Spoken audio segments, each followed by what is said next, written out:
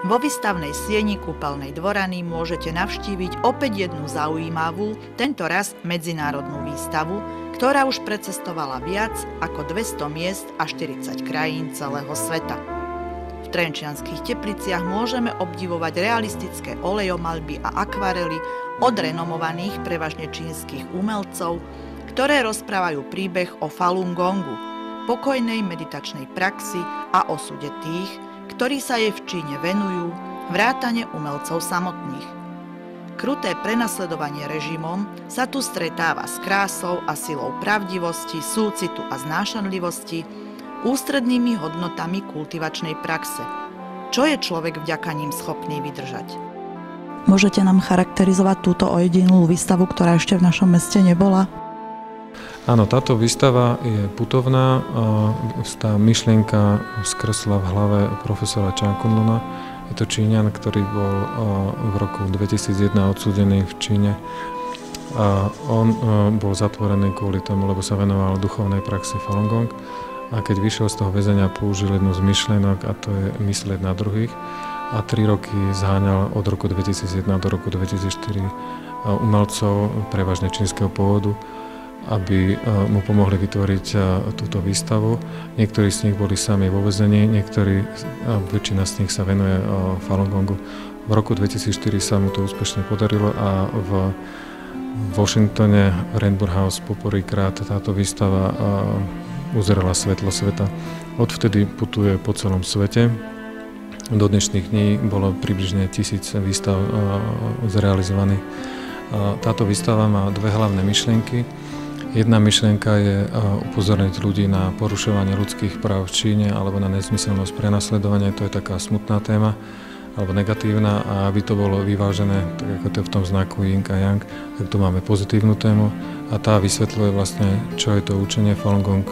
Tá vysvetľuje alebo ukazuje život duchovný ľudí, ktorí sa tomuto učeniu venujú. Aké obrazy a akých umelcov sú vystavené v našom meste? Do vašeho mesta sme priniesli 39 obrazov. Sú to obrazy prevažne čínskych umelcov. Jedna pani je Kanadianka, volá sa Kathleen Giles. Títo Číňania nežijú v Číne, žijú rozdielne po celej planete. Sú z Japonska, z Austrálie, z Kanady a z USA. Sú to maliari, ktorí malujú prevažne technikou. Obrazy, ktoré tu máme, sú namalované prevažne technikou olejovou. Máme tu pár obrazov, ktoré sú robené akvarelom. A to, čo je výnimočné vlastne pre vaše mesto, je týchto 7 obrazov, ktoré tu budú mať premiéru, a 2 z nich, práve títo tu vzadu, sú robené technikou čínska maľba na hodváb. Sú to dosť brutálne výjavy, sú to výjavy zo života? Táto výstava je ponímaná tak, že sú tu ukazované obrazy, alebo teda výjavy z väzení, ktoré sú naozaj niektoré brutálne.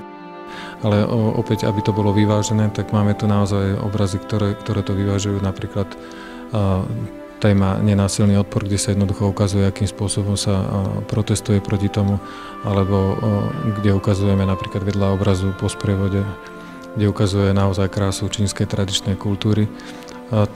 Ešte to chcem upozorniť, táto výstava je vlastne rozdelená do 7 tém. Prvá téma sa volá Príchod pána Budho, druhá téma, to sú tie pozitívne, druhá téma sa volá Radosť kultivácie. Tam sa vlastne poukazuje na to, že Falun Gong nie je len učenie, ale je to aj napríklad qigongové cvičenie, je tu pár obrazov, ktoré sa venujú meditácii. Áno, potom je tretia téma, ktorá sa venuje tej smutnej stránke, to je to prenasledovanie v Číne, tá je naozaj smutná. Potom nasleduje štvrtá téma, tá sa volá Nenásilný odpor, kde sa vlastne ukazujú spôsoby, ako sa protestuje. Proti tomuto napríklad naša výstava tiež takým veľmi kultivovaným spôsobom, ako upozorniť na tie negatívne javy v Číne. Piatá téma sa volá Karmická odplata. Šiestá téma, tam máme 2 také obrazy, tá sa volá Budhovo nekonečné milosrdenstvo.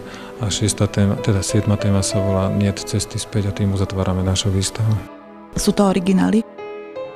Originály sú uložené v Art Centre v New Yorku.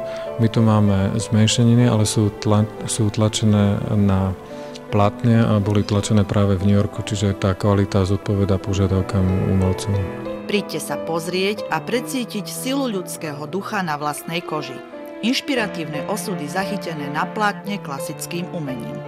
Výstava pod názvom Pravdivosť, súcit, znášanlivosť je otvorená denne od 9. do 18. hodiny a potrvá do 5. septembra.